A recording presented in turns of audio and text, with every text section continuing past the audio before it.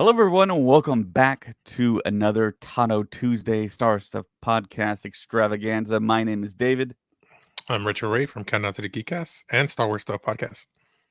and this is where we talk all stuff Star Wars and specifically Ahsoka. So, tonight is the night. In less than 2 hours, here we get episode 4 of Ahsoka, directed by Peter Ramsey. But before we talk about anything, I do want to talk about all of our awesome supporters out there. On Patreon, we have the purple tier with Darth Ace 1, Liam McCallion, Texas Vader 76, Chris Simpson, Kevin Leininger, Deb McCaffrey, Drew Peters, Zach Netzel. On the red tier, we have Fenrir 526, Maya Morris. On the black tier, we have Maka, Tautala, Nathan Shank, and Evan Opaker. Thank you so much for all your awesome support. And what do you think is going to happen tonight? They released that clip earlier today, and I think we're both in agreement that it was pretty rad. So, what do you think happens now, I guess, based on that new clip? I don't know. It got me thinking. So I got a lot of time to think. So when I'm driving for 2.5 hours to go to one account, I'm listening to different podcasts, listening to different people's ideas of what they think is going to happen. Mm-hmm. A couple of people were talking about that we're not going to get that scene to possibly towards the end of the episode. But it would be crazy if we get it at the opening scene and then lead up to afterwards. So there's a number of things that it could be. But the fight scene in general, was just awesome. Seeing Ahsoka. I was waiting for Sabine to turn her lightsaber on, but she was more using her blasters and stuff. But Right.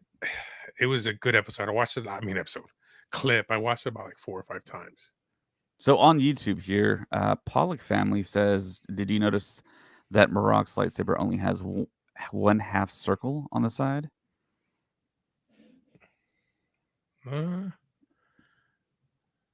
Is that in the recent clip? I don't think he's in the recent clip, No, right? I didn't see him in the recent clip. And we actually do have that clip. I'm about to play it right now. So unless you don't want to see it, I guess for the next minute, turn away. That daft droid made it worse. He wouldn't.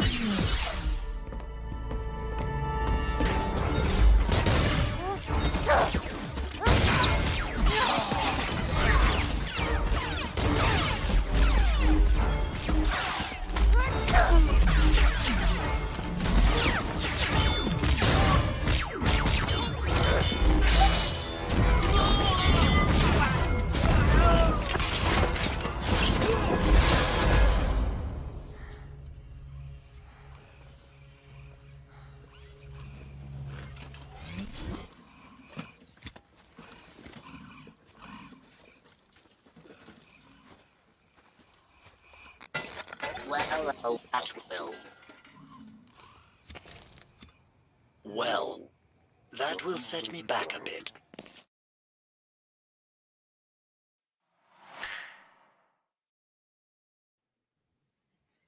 That was some pretty intense fighting. Yeah, I loved Sabine's first thing. You're using her Mandalorian fighting skills was awesome. I think this is at the beginning of the episode, not towards the end. Do you think so? But didn't the last episode end? It feels like it ended in daylight, but when we switch over to Balin, it's like dusk. Yeah. So when they go on the hunt for them, I guess, I don't know. That's right. That's why people were kind of going either before the episode, that kind of opening scene, or towards the end of the episode. But either way, the fight scene was awesome, especially with Ahsoka's fighting with the lightsabers. I was just like, oh man, I just want more of that. Yeah, definitely. The hum of her sabers too is a pretty cool sound effect. Do you know exactly what they used to create the hum of Ahsoka's sabers? Not hers. I don't know, because I think they use different ones for different people, right? Yeah, for the most part. I think every saber has a unique type of signature to the hum of their blade. I'm trying to think back because, of course, Luke had his iconic Skywalker saber that got passed from Anakin to Luke to Rey. And then he had his green saber in Return of the Jedi, and it sounded different. But yeah, but to me, it feels like Ahsoka's saber hums are becoming more and more iconic as time passes. So does And it? it's and the sabers, I know they're different sabers from what she had in animation. But was there? Do you even remember the hum in the animation? No, that's what I was kind of wondering. So are they completely? I mean, she did remanufacture her own new sabers. So I'm kind of curious because we never see that, like when she actually does that. You know what I mean? So I'm kind of curious, if, where does she get the crystals for them? Well, for these sabers, she got the crystals from that Inquisitor from Tales of the Jedi, and she purified Oh, okay, the okay, from crystals, I Tales. believe. I think that's the origin story of the actual crystals she uses for the hilts in live action. Gotcha. So I mean, there's a lot of questions for tonight, man. I'm not, I'm not too sure we're gonna see. I'm pretty sure we'll, see Balin, but I don't think we're gonna find out who the other character is. you don't think we're gonna find out who Marok is? No, I don't think so, man. So there's rumors online that this is going to be a Marok heavy episode. Do you think so? What Well, rumors those are the rumors. I don't know. I don't have any substantiated proof. The people that I trust haven't talked about that. So I don't know. Maybe they have talked about it and I just missed it. But I, like we talked about on the previous podcast, that episode or that article from Screen Rant that I read, they feel like it's a mistake that they're hiding the identity of Marok. I don't think it's so much a mistake. It just really depends on how they kind of give that whole reveal. And if it is in fact nobody that we're aware of, it's just like a brand new character, a brand new Inquisitor. You probably don't want to drag it out and make it seem like it's possibly someone. You just probably want to do the reveal. And if that's the case, I think it happens tonight. And the reveal kind of just happens. And it's like, okay, well, we see the character's face and we kind of just move on. And it's someone we don't even know. So if we're, let's say let's assume that the reveal happens tonight. Are we seeing the helmet being removed, by themselves, putting it on? Are we expecting to see a saber crack it in half, kind of the Vader? We see half of the face, half of the other side, or what are you thinking? I'm thinking it's in the duel between Marok and Ahsoka. We talked about in the previous podcast how the marketing videos that we've seen just about everything except for that duel and the duel between Shin and Sabine in the forest. So I think we see that tonight, and we basically see everything that they've shown us up until this point. And if that's the case, we see Thrawn tonight as well because we've seen Thrawn marketing. So we've seen that moving image of Thrawn just kind of walking up in the classic white We Imperial. see, but that's a flashback though, because remember what outfit he's wearing. Right. So, I mean, if tonight is the end of the marketing, we see that scene tonight in the flashback or whatever they decide to do. The start of the World Between Worlds could happen tonight, and maybe that is in one of the portals. I mean, could be anything really. That's true. I mean, because it could be probably the world between worlds where they're in the center, just like Ezra was able to see Ahsoka and Vader, like kind of through the window or through the, I guess, portal. He can see them through the other side. I'm wondering if that's what we're gonna see, kind of thrown through that portal, and then it kind of pans into that room, and then we see the full picture probably. You know what I Yeah, mean? there's so many different possibilities, but I think we're gonna get a lot of lightsaber action tonight, which I totally dig.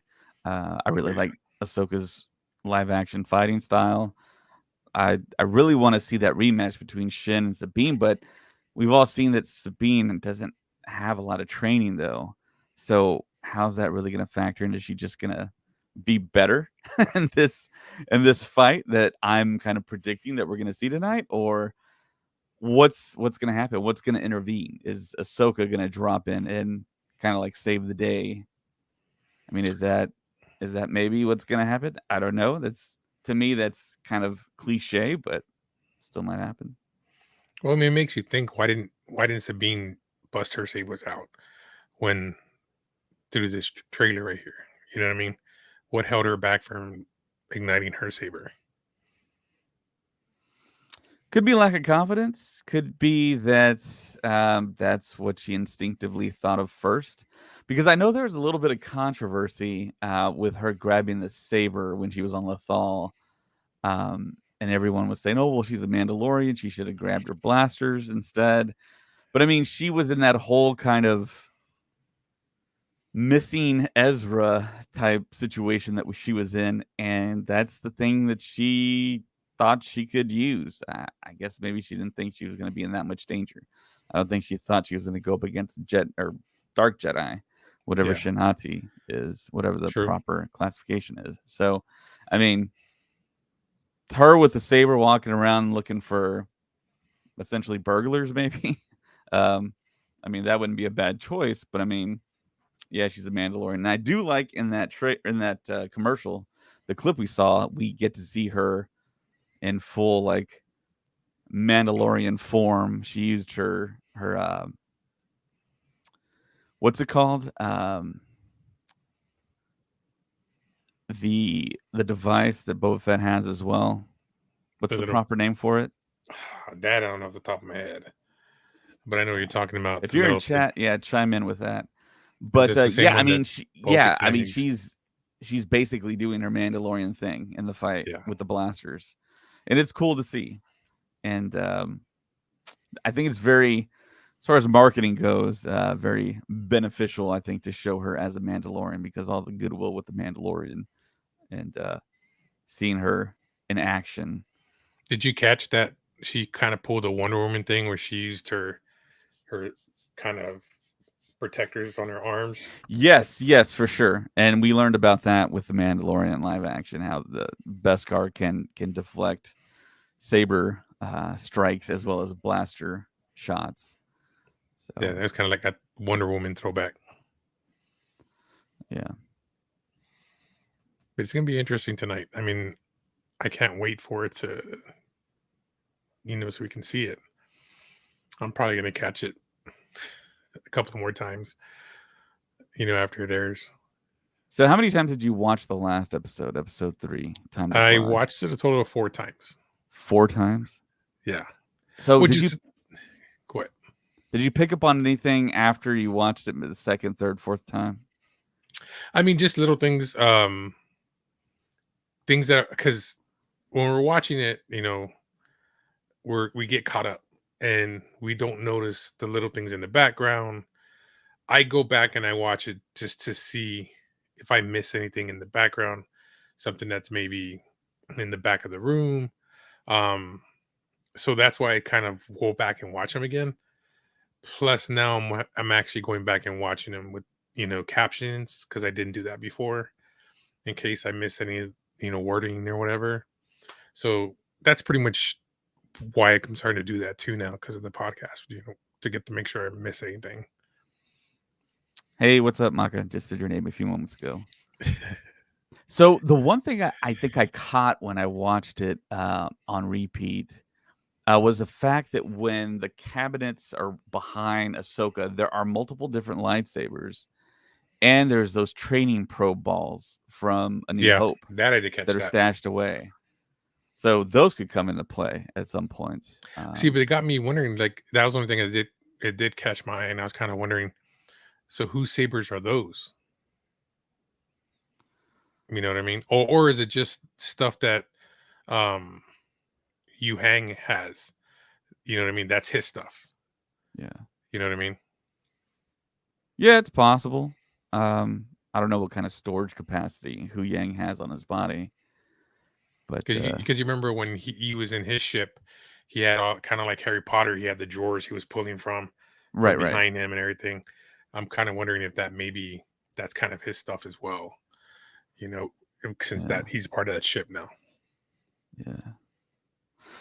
Man, I'm really liking that idea. The more and more we think about it and the more and more time passes, I'm really liking that idea that when they go to this next galaxy, they have Hu Yang, they have Ahsoka to start a new Jedi Order. I mean, all that knowledge that Hu Yang has and to work with young Padawans over there and develop essentially the new Jedi Order in a different galaxy. I mean, all the potentials there. And I think a lot of people kind of jumped to that conclusion too, which was also, I think, a little surprising, little non-surprising, but it's interesting the way that people all kind of thought the same way. And a lot of people did think that, and I saw an article today which was kind of interesting, the fact that Star Wars had broken a rule that George Lucas set up for Star Wars, which wasn't the case because, of course, when you read in blue font before every George Lucas Star Wars film, a long time ago in a galaxy far, far away, he's not specifically saying there's only one galaxy. He's just saying in a galaxy far, far away. And I think people were writing articles that rule was broken. But there was a couple of moments in Star Wars where we do see representation of different galaxies. I think there's a scene in Attack of the Clones when Obi-Wan's looking at a screen and there's multiple galaxies on the screen. And I think there's another example out there, I think outside of the live action stuff, where multiple galaxies are represented. Yeah. And I think there was something mentioned. I think it was Dexter Jetster related in Attack of the Clones, or maybe it was in Legends, that also revealed that there was more than one galaxy that they knew of. But I mean, they always do mention the outer realms. You know what I mean? but that's still in the galaxy. Yeah. Yeah. They do mention that, but that a lot too as well. One thing that kind of got me was, okay, so let's say they do this new Jedi Order, they're gonna need kyber crystals for the sabers. Now, they do mention that's that one planet they go to for the Jedi's to get their crystals and to find them. And there was also an episode, I thinking it was in Star Wars Rebels, where they're transporting that big kyber crystal, which was supposed to be used for the Death Star. Yes. So, how do we know that there's other places they can get kyber crystals they can use for lightsabers? Yeah, there are. The big planet you're referring to, I believe, in that episode was the planet Ilum, which was like a really cold planet. A lot of ice, a lot of snow, I believe. And then it was theorized that in The Force Awakens, at Starkiller Base, used that same planet of Ilum. So instead of having to transport the kyber crystals out, they just take over the planet entirely, and they have all the stock they need there. But I don't think that was ever fully confirmed, but I think it was kind of assumed. I don't know why it was never confirmed, but that planet's gone because Starkiller Base is no more, turned into a sun, basically. And then there's another planet, I believe, either in the comics or in the novels. And it was a special planet where you got the orange kyber crystals. And that's how the orange sabers were obtained and used. And of course, now we have Baylan Skoll and Shin Hati who have orange sabers. Someone says on Facebook, couldn't they create synthetic kyber crystals? They probably could.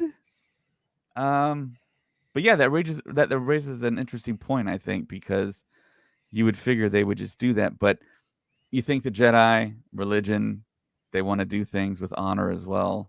Kind of reflecting back to samurai culture and mirroring the ancient Japanese culture.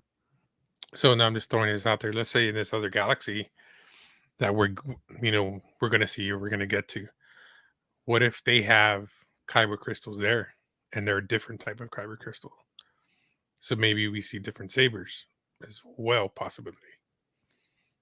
Yeah, with this different galaxy, we can pretty much see anything, really. I mean, it can go back to beings that maybe they're not even susceptible to the Force.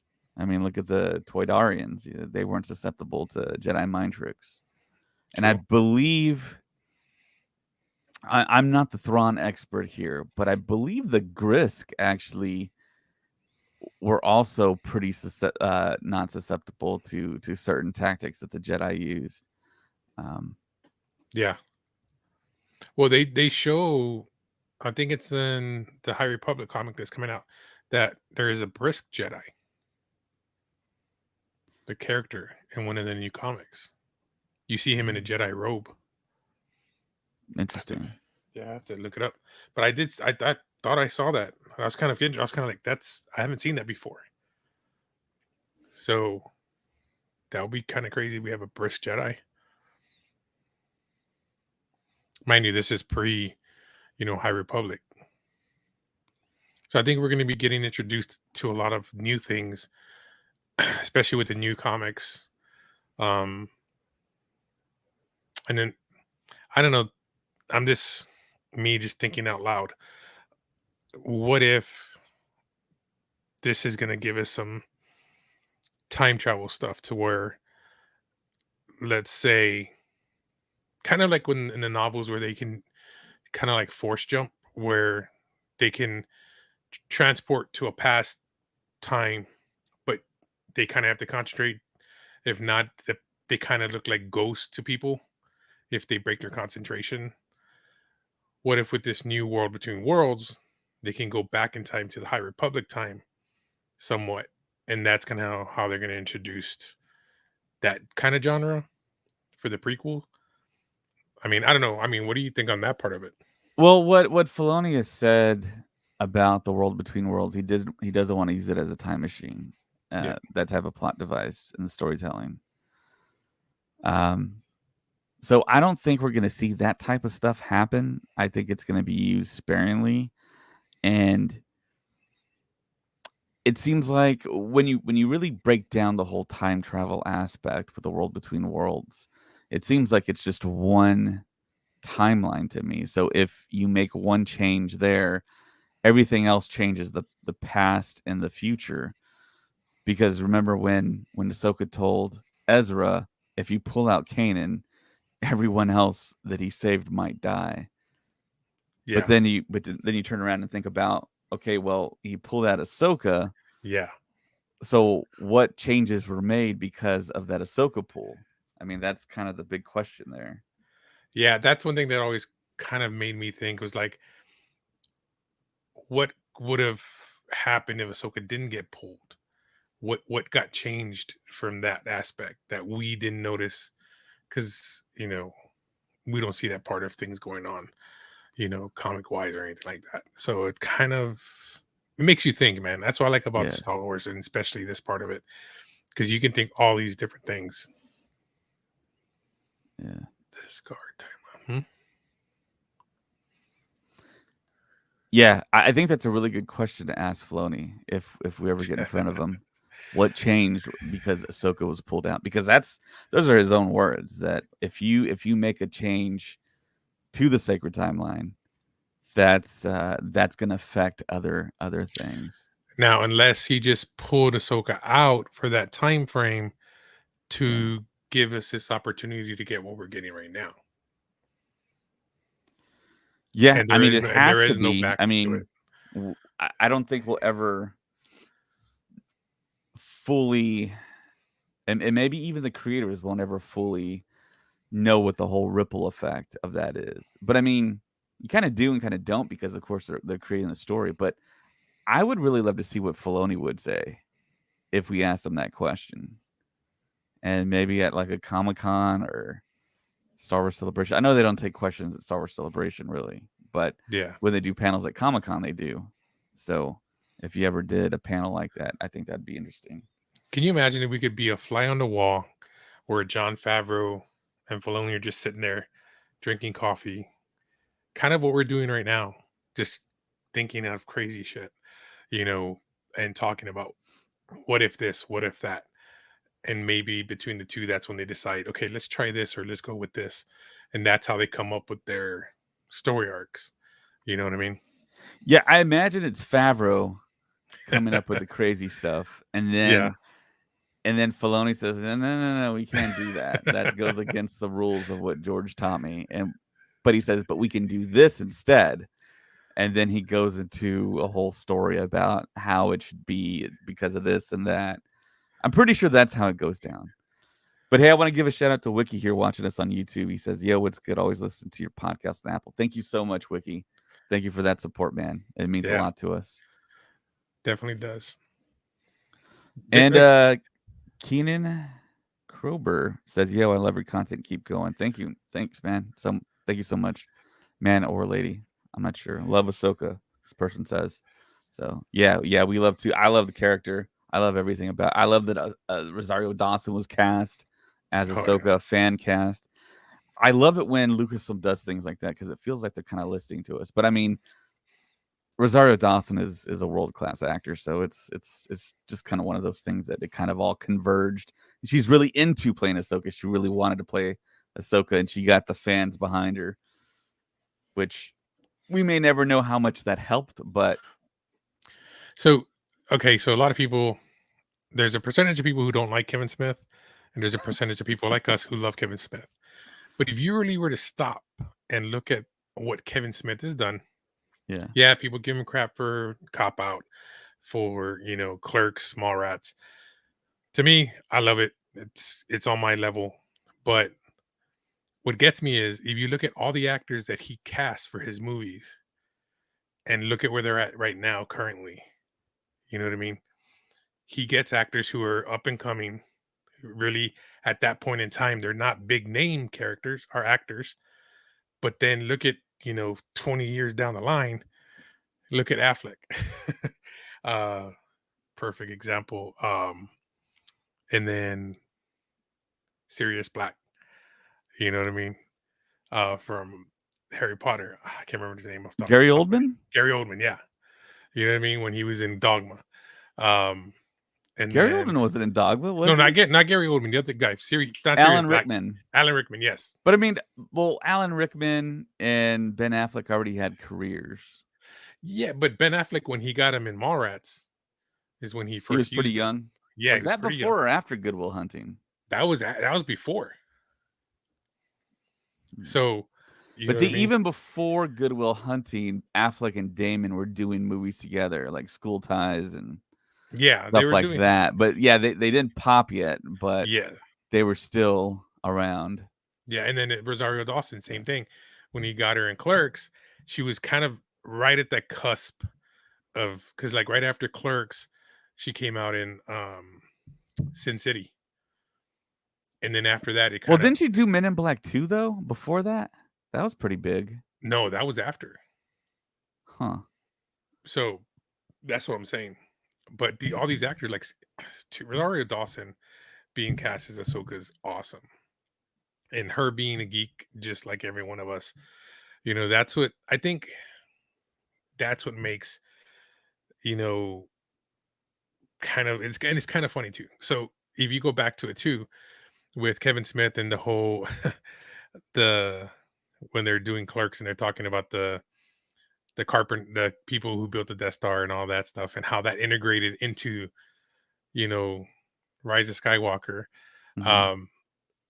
So it kind of, you know what I mean? It's kind of like how his little influence had such a, even though he was also in Star Wars and played a voice, but it's like how that one person who's such a hardcore fan can kind of make a difference in some way or form. You know what I mean?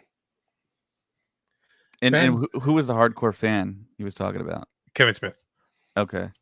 Him being a big Star Wars fan and friends with, So, yeah, I know that J.J. Abrams invited Kevin Smith onto the set of The Force Awakens, but what's J.J.'s connection to Kevin? Just they're like friends, or they're just kind of like, director film buddies.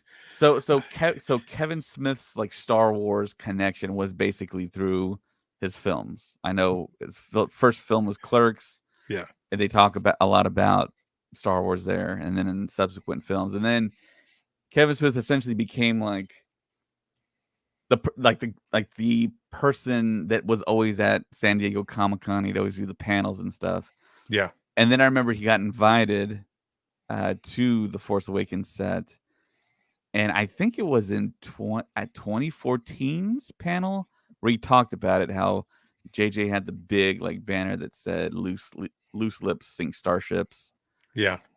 And he talked about his experience and how he got to walk up on the Millennium Falcon and couldn't talk about anything, of course.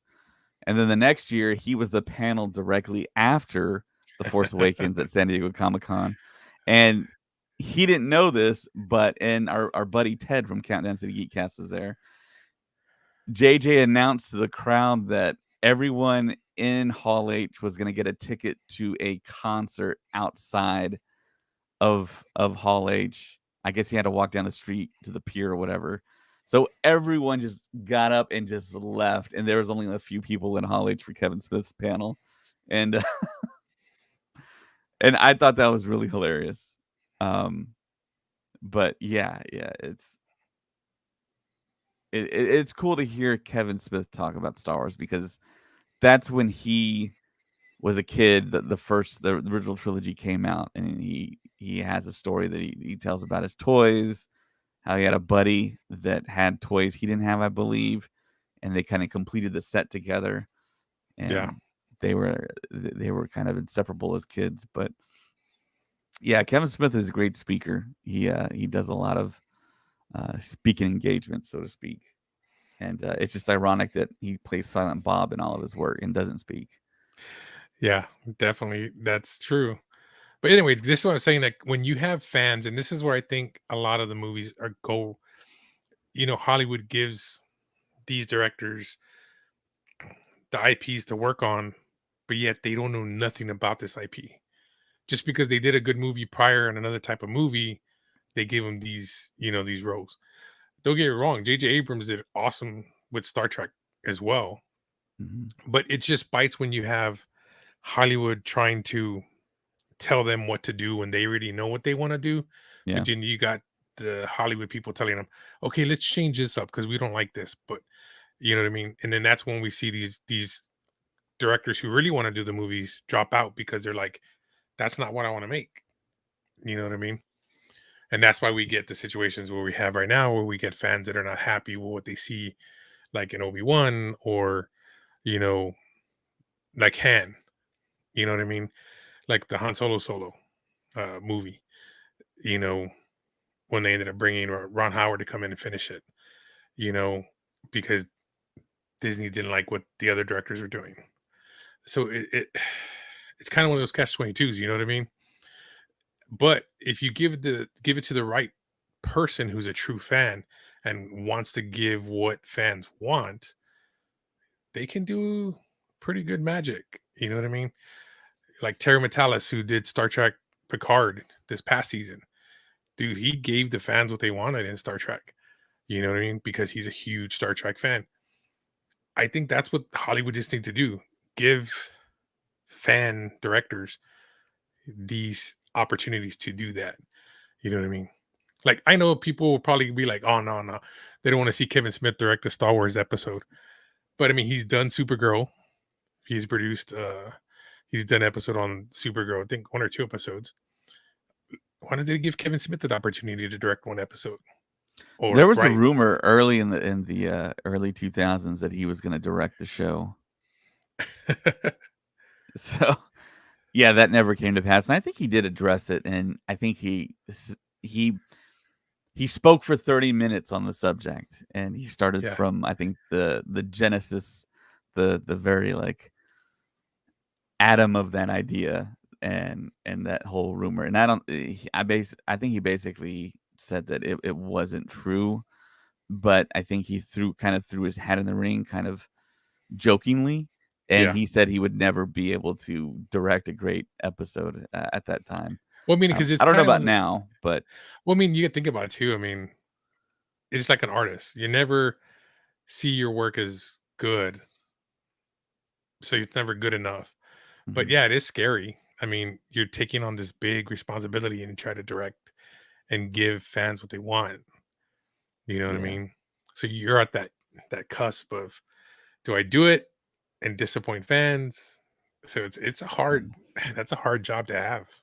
Yeah, that's why I give so much respect to JJ taking on Star Wars, being the first director to pick up the mantle of Star Wars, because I can't even imagine the pressure on that guy. Yeah. I wouldn't be able to do it. I wouldn't be able to handle it. My body would just shut down. I'd have a heart attack. I mean, it's just so much now. Not so much now. I mean, we've seen a lot of different things now, and I mean, Star Wars to me is so sacred that even when the Phantom Menace dropped, I couldn't sleep at night, and I can sleep anywhere. I'm just one of those people that can fall asleep whenever. Um, but it was very nerve wracking at that point in time in '99 and 2015. That whole year of 2015, all I thought about was Star Wars and The Force Awakens, and that was Yeah. like my life. I mean, straight up, just nothing but Star Wars 24/7. And after seeing The Last Jedi and what Ryan Johnson did, I got less scared and less um, kind of sacred about Star Wars, because it feels like anyone can come in now and has a little bit more leeway to do what they want to do, and it's okay. Maybe not so much with The Last Jedi, because there's a lot of backlash with that, but I mean, Star Wars to me is a big sandbox that a lot of creators can play in. Yeah. And I mean, there's the whole like canon films and saga films we're doing that allegedly ended with The Rise of Skywalker, but they're going to do a Rey movie now, so that's really continuation, or maybe a Rey supporting character film. I don't know. That whole thing is a little strange, but we don't have to be as careful with these movies. And then going to the next galaxy, there's another galaxy you can play in. I mean, there's so much room for creators to do stuff in Star Wars.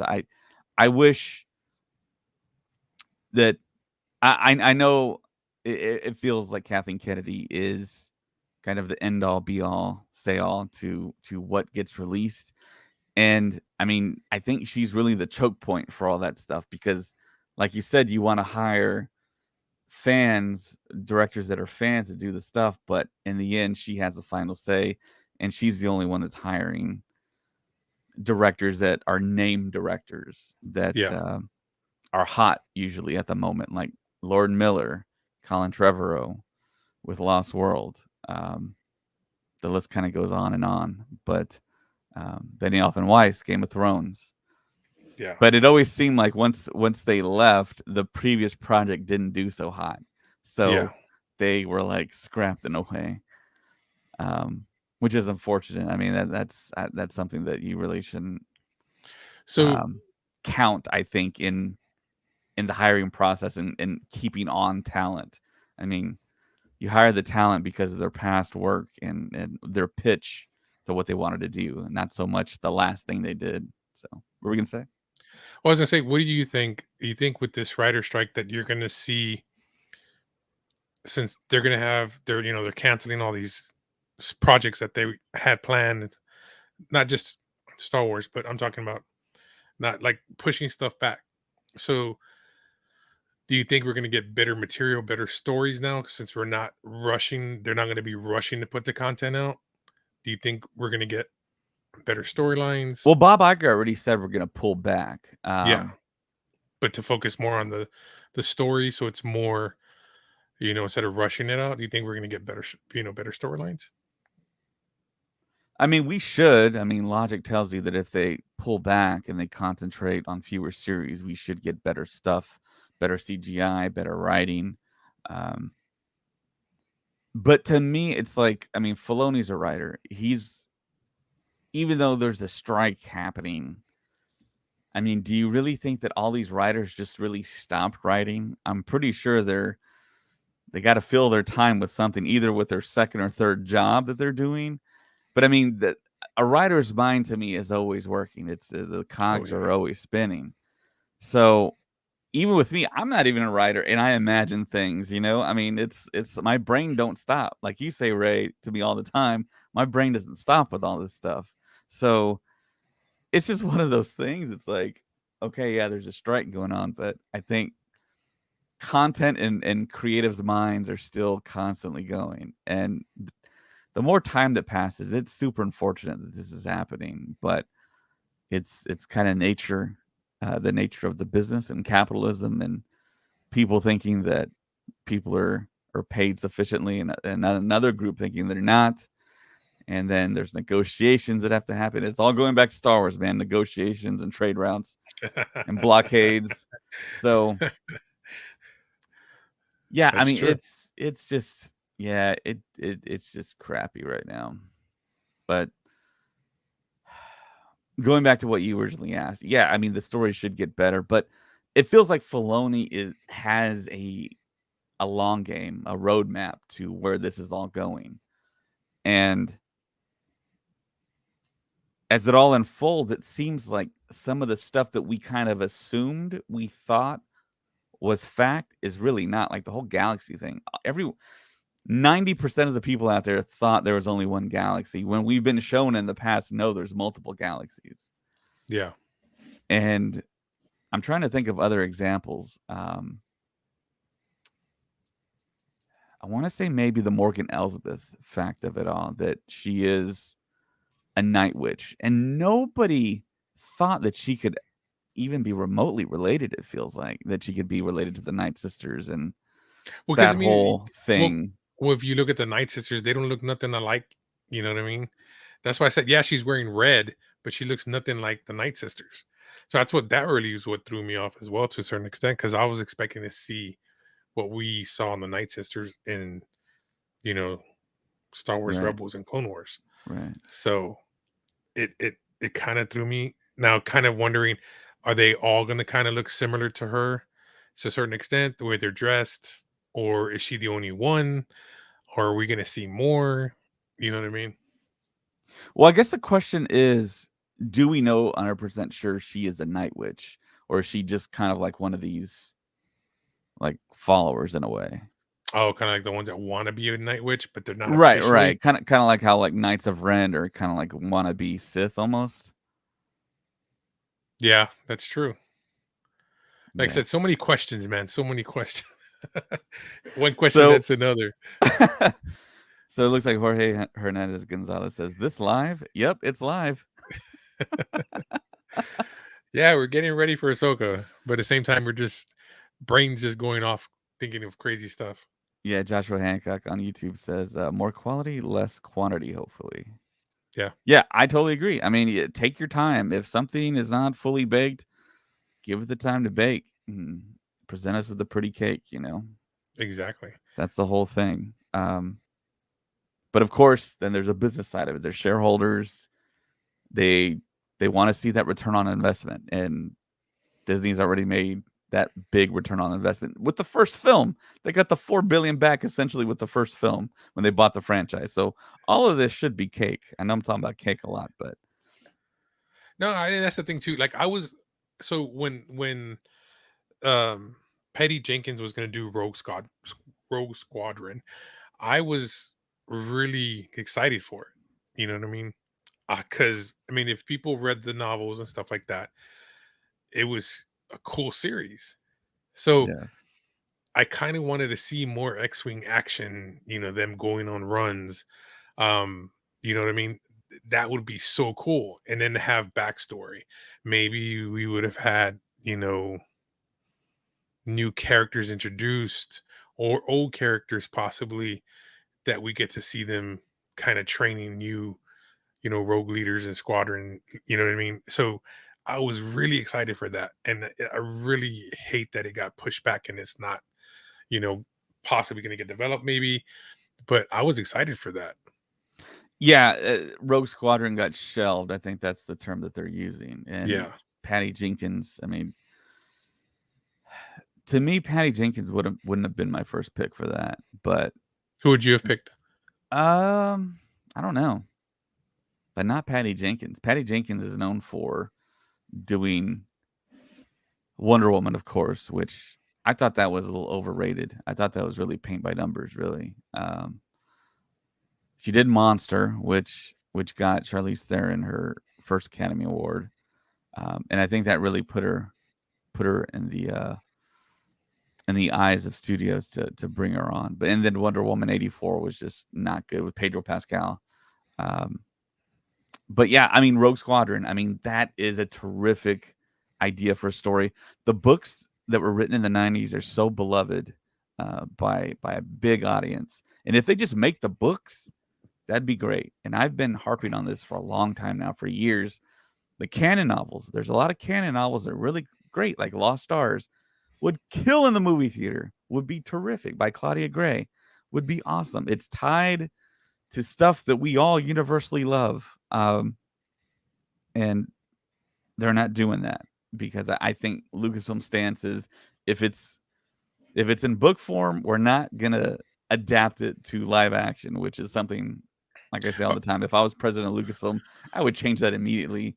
I mean, because you read the book and then you're gonna watch the movie. The movie's obviously gonna be different. You cannot have it page for page identical adapting. That's been that goes for everything. Jurassic Park, Watchmen, it's all been different. It all has to change. Even though Zack Snyder did try to make Watchmen panel for panel almost identical, he still had to make changes. So Yeah.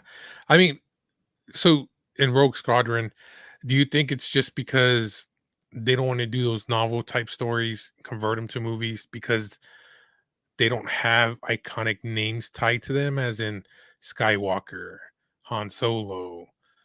You know what I mean? Since they're characters that are not. I think that is part of the equation of their thinking. But to me, the thing that makes the money is the brand name Star Wars. Anything Yeah, Star Wars, families are going to go watch because it's a family brand, and I mean it's just one of those things. I mean to me, I always talk about this that Lucasfilm had it perfect, releasing a movie during Christmas time. It's family time. Families can go out together to the cinema, watch it for Christmas, drop a trailer during Black Friday. The Force Awakens to me had the perfect model, and they strayed away from that with Solo. I don't know why. Bob Iger already said that was his mistake, but I mean, they kind of changed over my idea when I first heard the fact that they're going to release a Star Wars film during Christmas. I didn't like it. I always thought May was Star Wars month, and they should have kept that tradition. But it won me over. Having that Star Wars film in Christmas time, what a great Christmas present to have, you know? I mean, yeah. that's like the Christmas present to humanity, essentially. And I thought it was a great move. I thought it was a great strategy, but then of course they strayed away from that. And then streaming came along and they said, "Oh, look, let's try and do this. It's the new frontier." But it looks like it's more of no, it's not the new frontier. You're going to be stagnant. You're going to plateau with your earnings, and it feels like streaming is slowly becoming the new cable in a way because you have to buy all these streaming platforms to see everything you wanted to, kind of like with cable, but cable is all bundled. And we've had that discussion before, but Maybe you don't think though, like if they would do Rogue Squadron, that it would make fans fall in love with a new character, yeah, like we did with that Mando. that's yes, that is prime territory to create a brand new story, create new beloved characters, put pilots in those seats that of alien races we've never seen before, and you could Yeah, create something new. But you could also go back to the books, like I said before, and just do Rogue Squadron, the movie, based off of those novels that are so beloved that yeah. they'll get in that audience for sure. And then, of course, with the name branding of Star Wars, everyone's going to go see it. But the trick with Rogue Squadron to me is the fact that when you say Rogue Squadron, you think it's going to be heavy dogfighting, heavy CGI, and that's going to be expensive, really expensive. I think if you do it right, if you give us the proper amount of stuff, I would hate to go to a Rogue Squadron movie and see very little space battle and more like talking. Hey, Because for me, Rogue Squadron, you go there to see the space battle. You know, it's got to be one of the best space battles. Because you look at the end of Rogue One, I mean, that rivals Return of the Jedi space battle right there. So it's like you got to be either on par or better than those two. Okay, I may be a little bit old, and you're probably gonna start laughing. So, Battlestar Galactica, Airwolf are old TV shows. They use the same scenes almost in every freaking episode, fight scenes. You know, it's the same freaking plane getting shot down, just a different, I guess supposedly dogfight or whatever. But Right. it's the same special effects over and over. Um, but now with technology, it could be done, but like you said, cost, but at the same time, what we talked about yesterday, that's just going to put more work on the people who do the CGI when they're already backed up and already working hard. It's kind of one of those hard balances, you know what I mean? Yeah. Just over Oh, so this Facebook user says this is a great pick right here. Joseph Kaczynski, who directed Top Gun Maverick. Oh, I mean, yeah. he already directed a Star Wars movie, but it was called Top Gun Maverick. So I mean, he's already been there, done that. So yeah, I mean, that's not Christopher McQuarrie. That's Tom Cruise's go-to director for everything outside of Top Gun Maverick. So yeah, I mean, that would be a great idea. I Yeah. would vie for him. I'd have no problem with him. He's already directed one of the biggest movies of all time. So yeah, I mean that's a great pick actually. Yeah, it's gonna be pretty cool. Like I said, that's tonight, I don't know, that's something that we didn't talk about too. So like the ships that we saw in the first episode of Ahsoka, it kind of looked like an X-wing, kind of, but it didn't when they were chasing Sabine. That the ships they had, Oh yeah, the E-wings. the E-wings, those are new ships I've never seen before. That's the cool thing that we can get introduced into new ships as well. You know what I mean? Yeah, yeah. I think that would be fantastic. And I don't know if there's any more or not Christopher McQuarrie, Ralph McQuarrie um, art that we can still mine because it feels like we've mined just about everything. But I mean, you don't know because I mean that whole like big Lucasfilm archive that we don't have access to. There might be other ships out there that he designed that we could pull from. Oh yeah, I love it when they do that, but I mean, you can still bring in a new artist, just like how they brought in Ludwig Göransson to do the scoring. They yeah. they didn't bring in John Williams to do the Mandalorian, and I think we got an iconic score. So there is talent out there, and I keep on talking about that on the podcast. I guess I'm going to talk about it until I'm blue in the face, but there's a lot of talent out there, guys. Yeah, you that just gotta Star Wars find can them. pull in and do the thing. Bring in young people, the kids out there got some great talent. I mean, you think about Christopher Nolan, David Fincher, they already said no. They want to stay away from it. They got their own careers doing their stuff, and it's great. But there's kids out there that have new ideas, new ways of thinking, breathing new blood into Star Wars. And I don't think we're going to see that until Kathleen Kennedy leaves, unfortunately. But there has to be, and we talk about this all the time too, there has to be someone at the top that loves Star Wars, that loves the stuff, that gets the fans, that gives the fans what they want. I mean, I truly believe that if you're at the top of Star Wars, you can have your cake and eat it too. You can give this sect of fans what they want. You can give the older fans what they want, give the newer fans what they want simultaneously via the shows and films. But I'm not in charge of Lucasfilm, so I can't greenlight those things. Well, I mean, what's the only thing about the comics? I mean, they're slowly introducing characters from the comics into, Mandalorian. Um, so the possibilities are there. We don't know what their bottom line is or what they're wanting to project.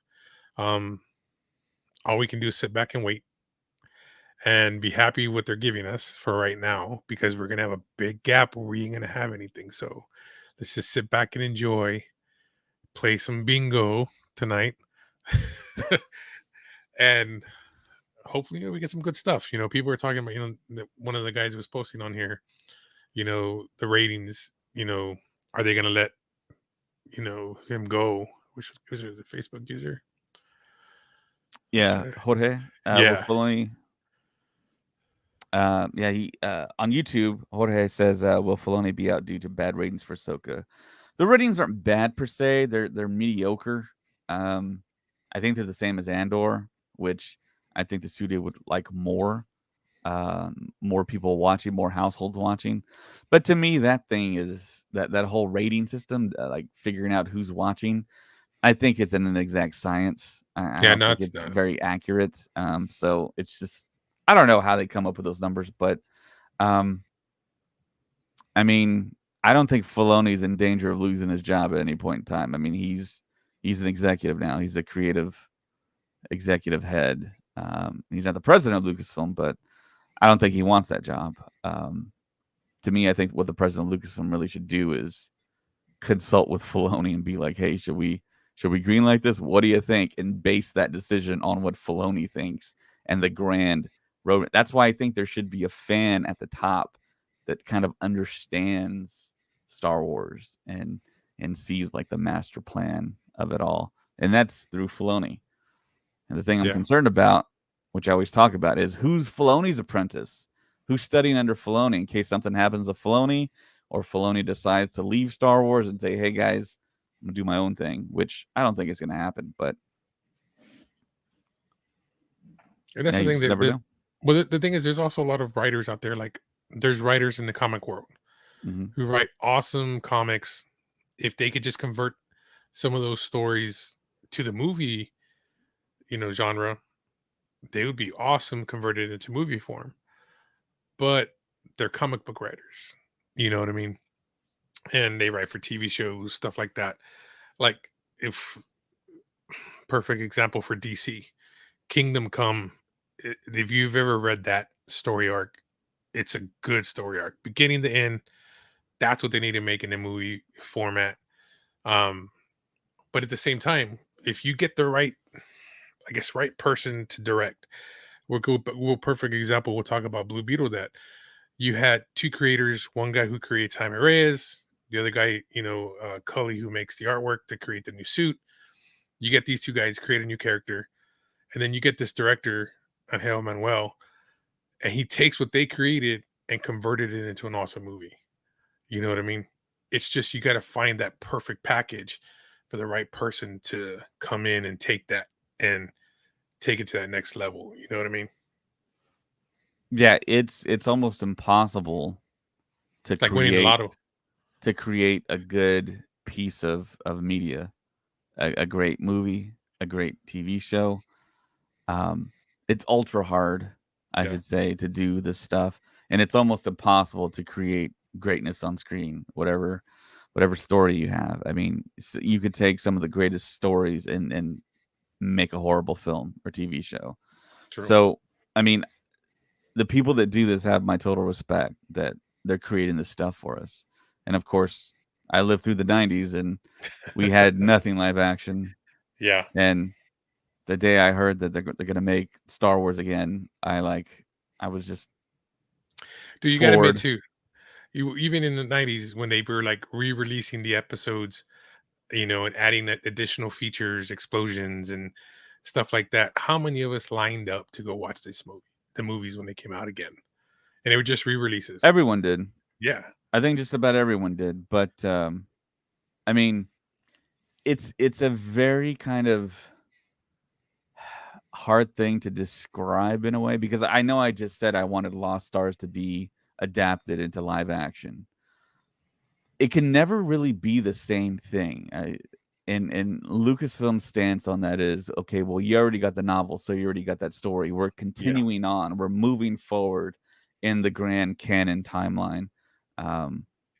So I think that's why they're not doing that. They have this whole, and I too at not so long ago I was very very precious about the canon timeline, but now it's like, I mean, it feels like to me we need to open it up. I mean, we can still have the canon timeline, then move to the side and do stuff that's non-canon stuff. Now, the listeners and the viewers might say, okay, well, we've already been doing that with Visions. Yeah, Visions is great. You can see that stuff as like a standalone concept and it's in its own kind of like side tells type Elseworld type stories, which is great. Fantastic. Why not do that with the films? Do that with the films too. And I think you can get a lot of goodwill back that I think Star Wars is probably lost. And you could do some really cool stuff. The Star Killer thing, once people saw Sam Witwer in the credits, they were like, oh my gosh, Maracas Starkiller, and probably not, but I mean, you could see that kind of bubbling up of the fandom, like that possibility just got a lot of people talking, and there's people of a certain age that fell in love with Star Wars via The Force Unleashed, and John Boyega was one of them. He told us that he was really, really into The Force Unleashed 1 and 2, and there's all kinds of different fans for Star Wars. It surprises me all the time when people will tell me how they got into Star Wars. The younger people, especially, it's always Clone Wars, it's Rebels, it's the Lego games. I mean, it's so surprising not to hear them just say Luke Skywalker, Princess Leia, because that's what I grew up with. And of course, that's just a sign of me not realizing that I'm old now. But I mean, it's such a shock to hear people say what avenue they got into Star Wars, and it's like, wow, that's incredible. It's like you're a fan of the same thing I am, but you don't love exactly the same things I love, which is great. I love that. That just shows that Star Wars is resilient and it's gonna last. That's true. Now, the same thing with the Force Unleashed. That to me was the next. The storyline for that game was awesome in general, where you kind of, and it kind of tied in still with the whole cloning process, and trying to create, you know, the clone process. But my thing was with Starkiller was, he's Vader's apprentice.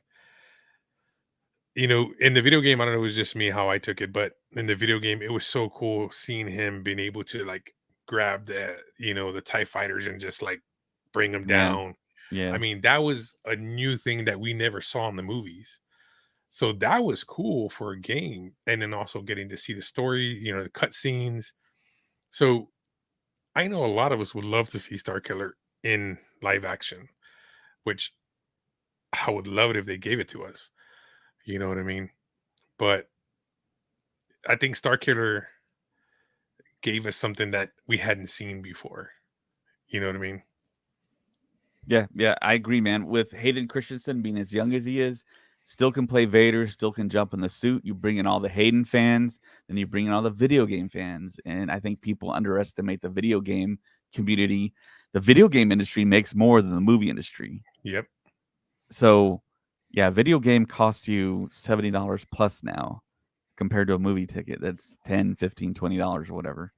So, I mean, there's a lot of opportunities out there, and it feels like Disney, Lucasfilm's letting some stuff like kind of slip away. I don't like the fact that these actors are getting older. They're going to age out of these roles pretty soon, and it's going to have to be Deep Fake City or hire brand new actors to play these roles when you don't necessarily have to.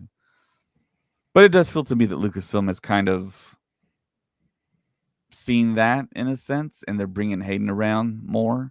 I mean, we all know he's going to be in Ahsoka that we haven't seen yet in any of his episodes, and he did Obi-Wan, and who knows what else is on the horizon. I don't think there's any rumors out there for anything that he's going to do, but I would love to see a continuation of the Obi-Wan Vader, and actually both of them have an Obi-Wan timeline where he's training with Qui-Gon, and the Vader going through his ordeal of being in the suit and maybe having dreams of Padme, what his life could have been, and we can see that on screen, which would be incredible. Natalie Portman's already stated, yes, I'd like to come back to Star Wars. So you get the whole band back together before they totally age out of their roles, and yeah, and they're gonna make money off that for sure. So they don't have to really worry about that. True. But of course they gotta let it bake properly and have it fully baked before they. I wonder what the fans want to see tonight, or what are they expecting to see? Yeah. So yeah, if you're in chat, if you want to tell us what you're anticipating for episode 4 for tonight, it'll be the halfway point. We'll be half done with the Ahsoka series, which is crazy to think about. Cookies right here that says Gareth Edwards for Rogue Squadron. Yeah, I'm a fan of Gareth Edwards. One, because we all know now that his new movie, The Creator, is about to drop. And Kiri Hart, who is an executive at Lucasfilm, jumped ship from Lucasfilm and is his executive producer for that film. And Gareth Edwards was able to cast incredible talent for that film. Yeah. I mean, you got John David Washington, I think, playing the lead, Denzel Washington's son, who also starred in Tenet, a Christopher Nolan film. He got Ken Watanabe back, who he had for Godzilla. Gareth Edwards directed the first Godzilla film in many decades. And I know there's like a laundry list of really top tier talent in Gareth Edwards' new film, The Creator, which is going to drop pretty soon. Very kind of Blade Runner-esque and concepts in there and dealing with AI. So yeah, I mean, I would love for him to come back to Star Wars personally. And yeah, Jorge points out 2 million House of Dragon and 10 million, close to 11 million. So I think one of the factors, and we were always talking about on the podcast, why don't they release the shows during a normal watching time where everyone can watch it together and make it appointment viewing, appointment TV, which they have now for Ahsoka. So the problem, though, I think, is House of the Dragon is kind of the spin-off from Game of Thrones, but it still had, in a sense, I think the way that Game of Thrones ended, people were very upset.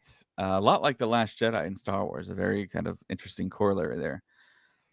And people wanted to see, I think, how bad House of the Dragon was going to be in a sense. But then when those people tuned in and it was really good, people were interested that were fans, and people were kind of maybe also hate watching in a sense. And it just retained all those people. Now for Ahsoka, I don't think it has that. I know it is Star Wars, but it's not being plugged as Star Wars as much as House of the Dragon was plugged as Game of Thrones. I don't know. I could be wrong, but it feels like Ahsoka that didn't have that name recognition. And then you see the branding of House of the Dragon, and you automatically know that you're going to see dragons, and the dragons were pretty epic in Game of Thrones and the way they were used. So it's a little bit different in that way. And we've already seen Star Wars TV shows, and a lot of people have chimed in with the good shows and the bad shows, so to speak. But we've never seen a spinoff for Game of Thrones. And was it going to live up to the original Game of Thrones? And I think it did. And I'm a huge fan of it. I really thought they knocked it out of the park. But then I hear again that some people didn't like House of the Dragon. I'm like, what? Yeah. I mean, if you're a fan of Game of Thrones, I mean, I thought they just totally knocked it out of the park. I loved it. And I'm not a big GOT fan, and I loved it. So, yeah, Jorge on YouTube says, just like Andor, the ratings, yeah, identical to what Andor did. So, and then also to my point, Ahsoka's not the big time Obi-Wan or Luke or Anakin type character. Yeah. Most people my age and above don't even know who Ahsoka is. I mean, that's just the fact. My brother, who's a huge Star Wars fan, was like, I don't even know who that is. And it's like, well, yeah, you'd have to watch Clone Wars and Rebels to actually know that, because she was never in any live action other than The Mandalorian. So, yep.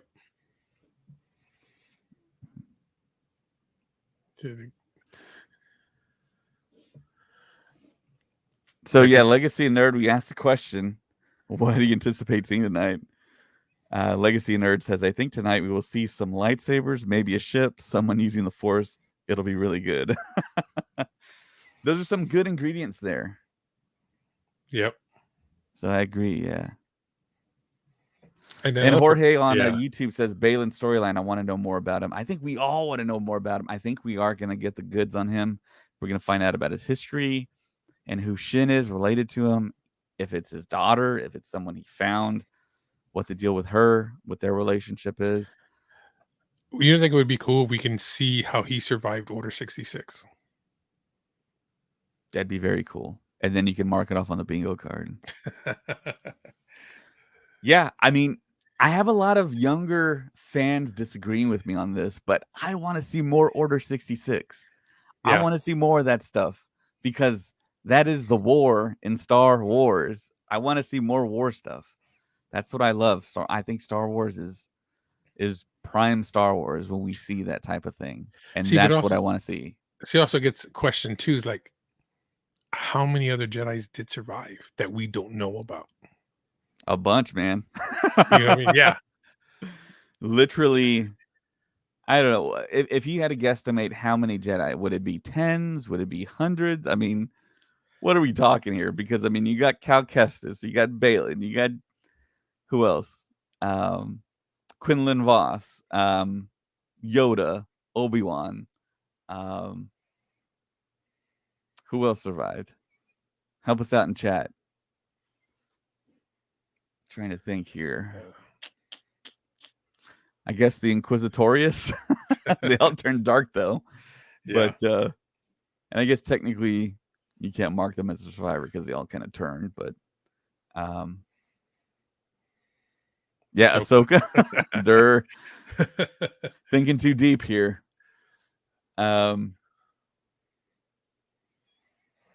Yeah, I think there's a pretty decent list. Yeah. That's why I said, man, it leaves things open for so many things that Kanan. you know what I mean? Well, I mean, technically he's dead now, but yeah. Yeah. Legacy Nerd says Cal Keaton. Kestis. Okay, yeah. Cal Kestis. Yeah. And I didn't get to play the game, so I don't know who else he encountered in the game. So you won't get spoiled on that. I have the game. I bought the game first day, but haven't been able to play it. How you not play that game? I would have played it already by now, but I just have not upgraded my Xbox because I'm busy, I don't like man. the download. I have multiple jobs. Hey, so do I. But I'm like one of these jobbing actors that's on strike, but unfortunately I'm not on strike. Or fortunately, I don't know. Depends on how you look at it. Okay, Jorge says that he read somewhere that it was hundreds. I could see that. I could totally see that. Hundreds of Jedi survived. Let's keep on going with that, man. I would love to see that. I don't mind it. The guy who dies in front of Obi-Wan. Oh, yeah.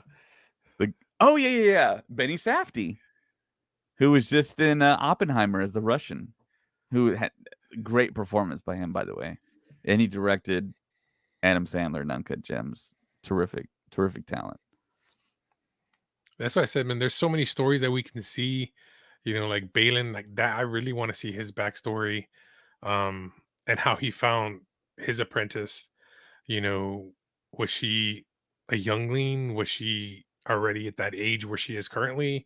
Mm-hmm. There's so many questions, you want to see. Flashbacks, man. Flashbacks can make a big difference in this show, I think. Yeah, I'm already liking Ahsoka, but I mean, I think Filoni still hasn't thrown his haymakers yet. And of course, he's going to direct the next episode, and we're going to get some big, like, break the internet type moments, I think. And people are going to freak, and more people are going to come to the show. And those numbers, I think, are going to jump. So I'm throwing this out there. I'm just throwing this as a spinoff. What if they did like what they did with the comics, where you follow Vader, and they do a series where we've got Vader sending the apprentice, but man, mine's going to blank right now. The Inquisitors after Jedis, and they're hunting them down. Yeah.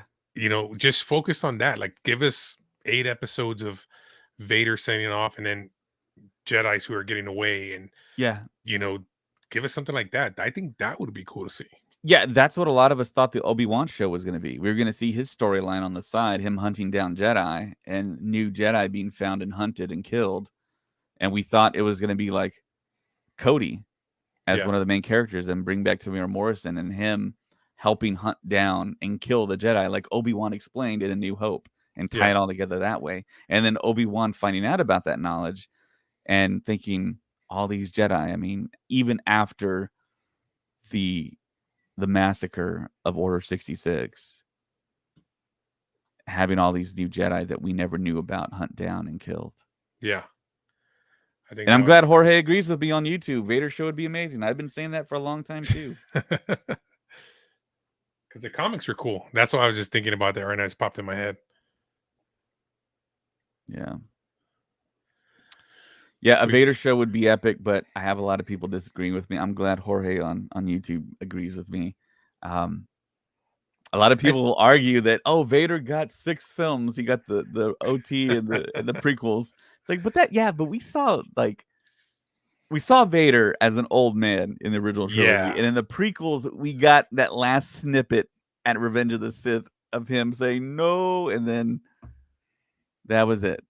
You know, I mean, we got to see him as Darth We never Vader, got to as see him in Anakin. his prime. We never got the Right. prime. Exactly. Yeah. I want to see him just go nuts in some sequences with his saber and Dude, I actually mean, see. him face off with other Jedi. You know what I mean? Yes. Exactly. That would be crazy. Almost like a video game. I mean, the Jedi like slices through all the stormtroopers and like the final boss is Vader, and of course you know he's Yeah. gonna win. And we can see stuff like some of the sideshow toys have shown us Vader all like torn up and his skin exposed and barely hanging on, but still using the Force. I mean, that's like great stuff. I think people would love that. And we got a tiny taste of it at the end of Rogue One. And the one big thing that people walk away from that movie say, oh my God, that hallway scene was epic. And that was like the cherry on top of that movie, you know? And that's Yep. what I think made that film just age just like fine wine. It gets better after every single year that passes. And that's something that I think that we all want to concentrate on and see. And hopefully gets created, and hopefully Hayden doesn't age out. Yeah. That's true.